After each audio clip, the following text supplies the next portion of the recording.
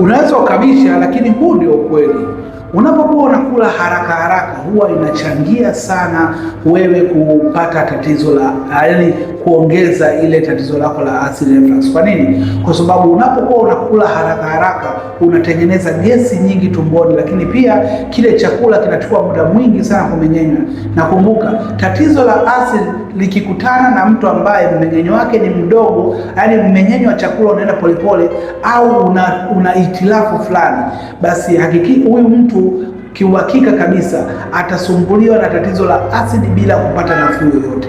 Sasa watu wengi wenye mmeng'enyo mbovu wa chakula au watu wengi wenye matatizo ya tumbo ndio wanaongoza kusumbuliwa na tatizo la acid reflux. Kwa hiyo tunapoongelea acid reflux tunaongelea mmeng'enyo wa chakula ambao kama utakuwa mmeng'enyo hauko vizuri au wewe mwenyewe haulindi mmeng'enyo wako vizuri, basi hapo utambua kwamba wewe kupona au kupata nafuu ya acid reflux ni mdogo sana. So unapotaka kutibu tatizo hili inabidi uanze na mmeng'enyo wako wa chakula. So jitahidi kula polepole, tafuna chakula vizuri, meza chakula vizuri, lakini pia fanya vile vitu ambavyo vinahitajika katika sahani yako, kwa maana kwamba hakikisha sahani yako inakuwa na fibers, lakini pia unakula vyakula kwa wakati ambao utakuwa umepangiwa.